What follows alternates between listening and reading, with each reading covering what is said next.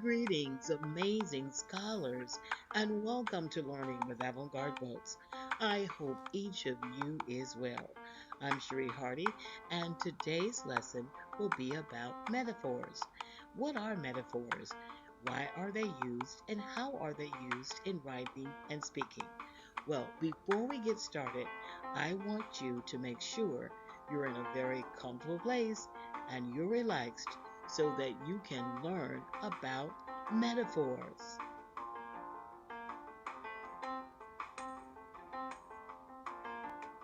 Wonderful students. Our essential question for today is, what is a metaphor? A metaphor is a figure of speech. A figure of speech is a term used for when words are used outside of their literal meaning. A metaphor is when an author or speaker makes a comparison between two totally unlike things. Now, on the surface, it may look like these things don't have anything in common, but actually, when you start to think about it, they really do. Here are some examples of metaphors. Life is an ocean. My sister is a beautiful rose. Our teacher has a heart of gold. The classroom is a circus. Well, let's look at our first example. Life is an ocean. What are the characteristics of an ocean? Well, an ocean has a lot of different species of animals. An ocean has waves. Sometimes those waves are high, sometimes they're low. The ocean has a lot of unknown things about it. Well, life is the same way. In life, you will meet a lot of different people, and those people will be different. And life has a lot of unknowns. You see how life is really similar to an ocean?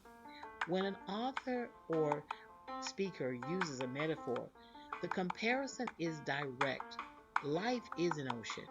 The author is saying one thing is another thing. My sister is a beautiful rose. Now think about a rose. When we think about a rose, we think about something that is delicate, something that is beautiful, something that represents love. Well, if you say, my sister is a beautiful rose, you might be saying that your sister is delicate and she is loving and she's kind. All of those things that we associate with the rose. So you see, a metaphor again is a direct comparison of two totally unlike things. On the surface, those things may look like they have nothing in common, but actually they do. Let's keep learning.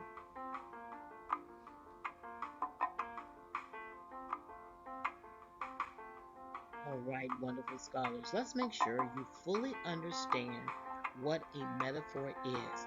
Again, a metaphor is a figure of speech.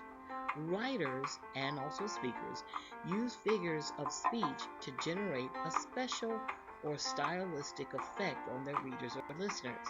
They want to emphasize, clarify, or embellish their message by creatively using language to intentionally deviate from literal or straightforward meanings.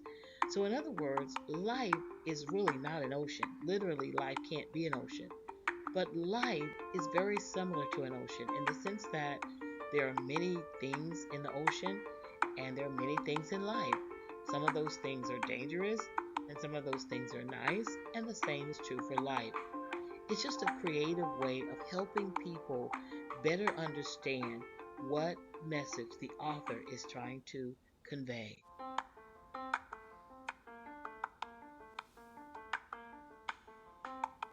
Here's a little more information about metaphors. Again, metaphors use direct comparisons to show how two unlike things are similar. In other words, a person says, one thing is another thing. The two things have commonalities, even though it doesn't appear that way at first glance. Now, let's look at these three examples below. She is a bright star. Life is an ocean. He is a poisonous snake. Now, let's think about this. Can a person really be a star? No. That means that a metaphor is a figure of speech. A figure of speech, again, is a way of deviating from the literal meaning of a word or words. Well, let's think about a star for a moment. What words come to mind when you think about star? You think about light, you think about brightness, you think about something that's beautiful. If someone were saying she is a bright star, that may mean that she is a person who enlightens people, that she shines, she smiles, she's beautiful, all of those beautiful things. We did life is an ocean again. We think about life having a lot of unknown things, just like the ocean does. The ocean has many different thousands of species of animals, sea animals. The same is true for life. In life, you will meet thousands of people, and there are different kinds of people. Sometimes we have high tide, low tide. Low tide in life, sometimes you're happy, sometimes you're sad. So you see how when an author uses a metaphor, he is directly comparing two different things. And on the surface, those things are totally different, but they really do have a lot in common. Now, think about our last example. He is a poisonous snake. Well, what do we normally think of when we think of snakes? We think of something dangerous. We think of something that can hurt us. And so, if a person says he is a poisonous snake, that's probably what that person means. That that person is dangerous, that they could hurt us, they're not nice. Again, authors use metaphors to help us better understand the message that they're trying to convey. And they use this special effect by comparing one thing directly to another thing. Well, before we move on to our next slide, I don't want you to forever forget that your learning potential is limitless. You can learn anything. You are amazing.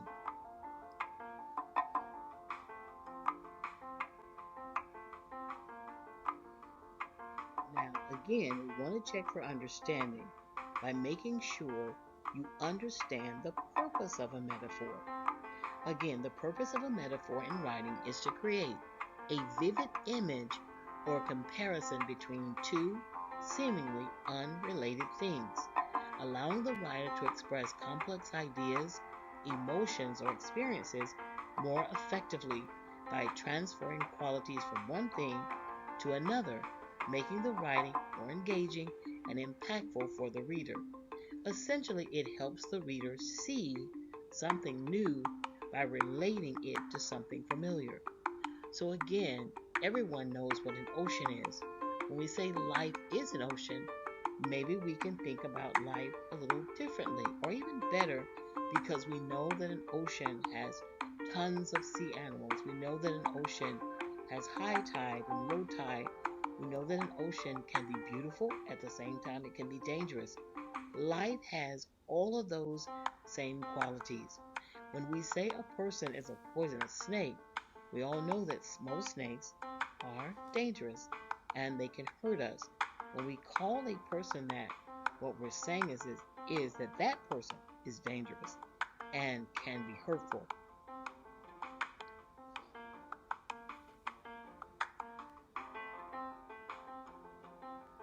So here's a question that I want you to try to answer.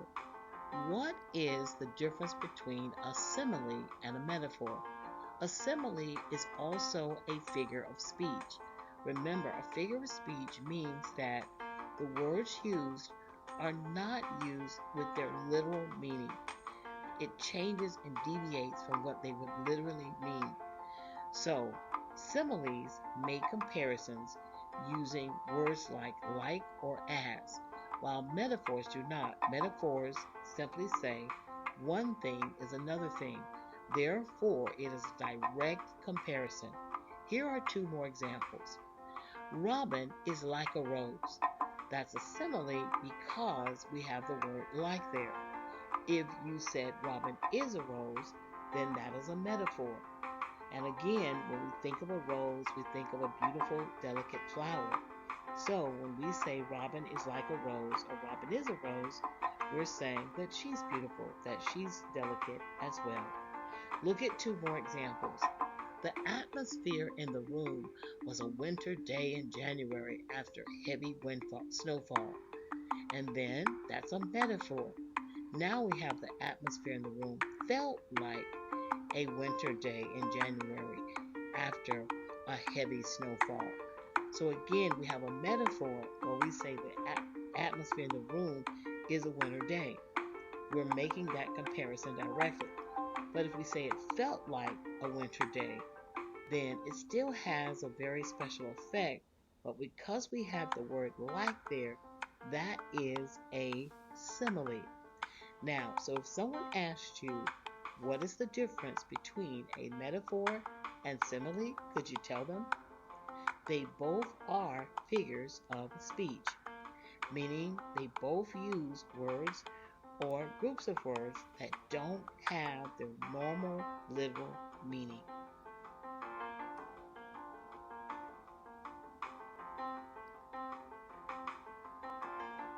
Wonderful boys and girls, after this lesson, you should be able to recognize metaphors as you read. Here are some famous metaphors from literature. The first one is by William Shakespeare, and he wrote a play called As You Like It. And there's a part in the play where one of the characters does a speech, and it starts with this: all the world's a stage. Now, ask yourself a question: can the world be a stage? No, it literally can't be a stage. Again, a metaphor is a figure of speech. But think about what people do on a stage. They act, they perform, they change their costumes. And is that what William Shakespeare is saying? That we sometimes act, we change? Yes. And if you go back and you read the entire speech, you will see that that part of that play is an extended metaphor. It's a beautiful metaphor. So go back and look that up. Here's another one. Exhaustion is a thin blanket tattered with bullet holes.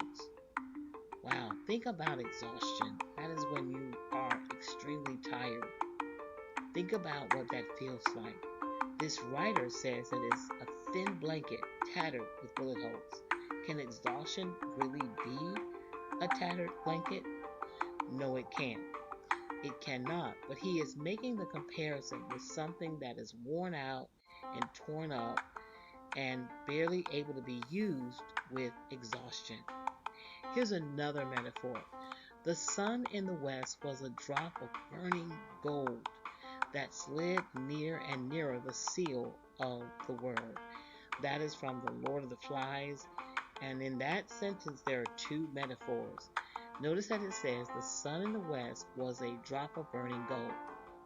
Can the sun literally be a drop of burning gold? No, but think about gold, the color of gold. Think about a drop and what that looks like. It's usually small. So it says, and it was near and near the seal of the world. Think about seal, window seal, and how that is. So that's a beautiful metaphor by William Golding from one very famous book that everybody should read, The Lord of the Flies. Here's another metaphor by poet Langston Hughes from one of his very famous poems, Mother to Son. Life for me ain't been no crystal stair. What is the comparison? The author is comparing life with no crystal stair. So you think about a crystal stair, it would be beautiful. You think about it's clear, it's valuable. This person is saying, the mother is saying to her son, life for me ain't been no crystal stair. Meaning that she hasn't had, if you keep reading the lines, it's an extended metaphor. You'll keep reading and see that life for this character in this, and in its life for the narrator, or the speaker in a poem is what we call it, the speaker, it hasn't been fun. She's been going through a lot. Last but not least, we wear the mask that grins and lies. Paul Laurence Dunbar from the poem We Wear the Mask. is, are we really wearing a mask? The mask is a metaphor for something. It's a mask for our expression that we are happy when we're really not. Notice the sentence, the line in this poem. We wear the mask that grins and lies.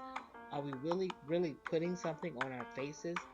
No, but we're really putting on an expression that is not genuine because we're grinning, but we're lying about how we really feel. Well, those are just some famous metaphors from literature, and there are thousands of them.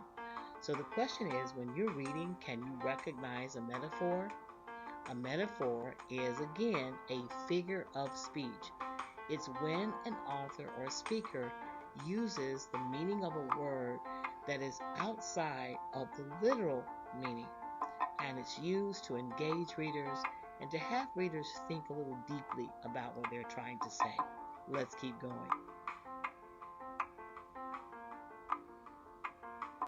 Scholars, I want you to take some time to just reflect a bit on what you've learned today. And in your notes, I want you to explain what metaphors are and how authors use them. I also want you to explain the purpose of metaphors as well as the difference between a metaphor and a simile. Well, thank you so much, wonderful scholars, for listening and learning and watching this informational video.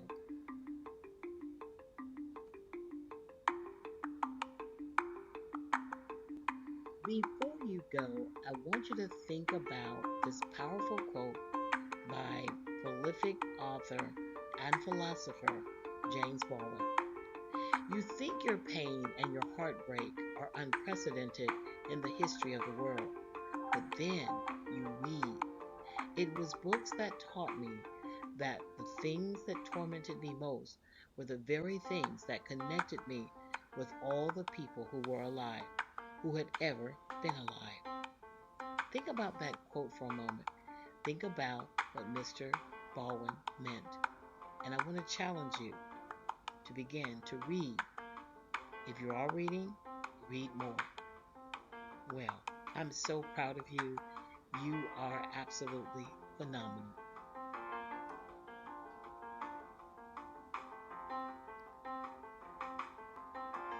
Well, you did an amazing job today. You learned about metaphors.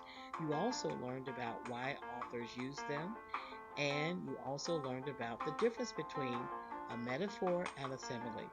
Well, thank you so much for learning with us.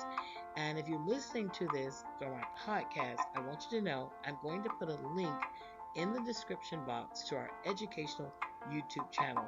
There you'll find tons of educational videos, just about everything: science, math, history, and language. Well, we appreciate you at Avant-garde Books. Continue to shine, beautiful scholars. Take care.